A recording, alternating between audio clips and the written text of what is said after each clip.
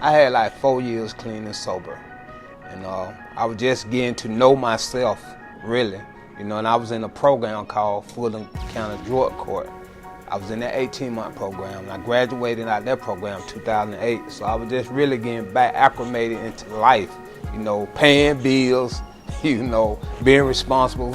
I think I was just surfing one day, and I seen it on the internet, about first-time home buyers, And I had been saying I want to get out of apartments. I got tired of living in apartments, because it's not a lot of stability living in apartments, because you never know how your neighbor might be. You never know how things gonna change. So I just said, well, I'm gonna pray about this. And I did. And I started the process. It wasn't hard at all. And to be honest, when I started the process, it seemed like it was over with before I really got involved in it.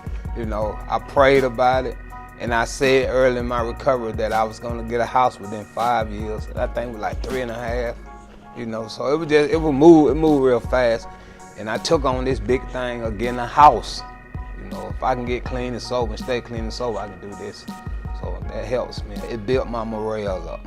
It gave me more confidence of moving forward to do other things and not to get complacent, and say, well, things are going good, I'm just going to stay here. No.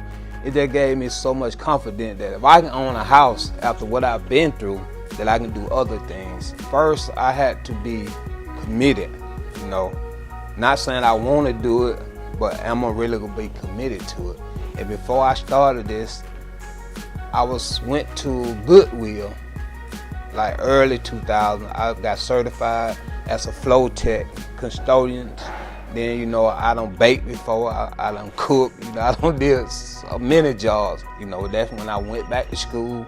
I said I want to go in the field of recovery, so I'm gonna need some education to do it. This right here, this was where my passion lies, because I've been through it, and I can show empathy and compassion to those who are going through it now.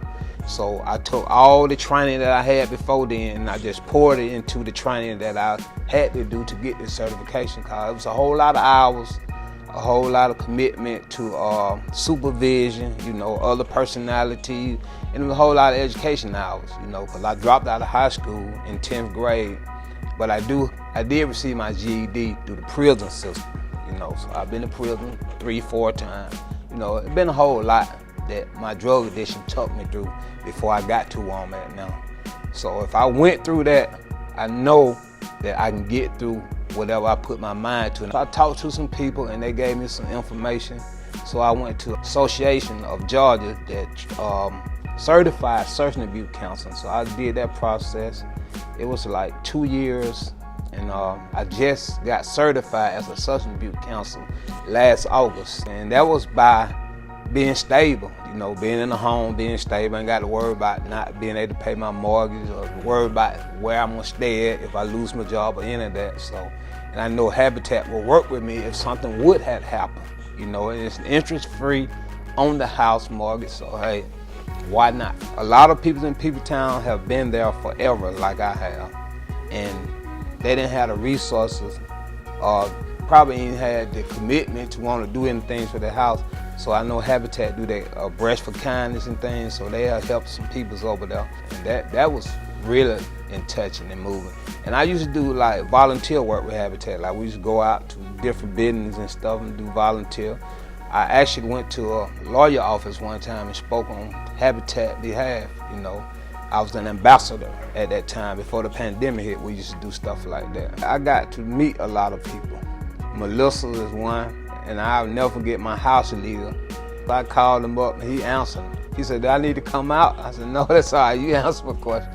So they always support it. And Melissa always supported it. Anytime I call her with a problem, if she can't solve it, she will help me get to the right person that can.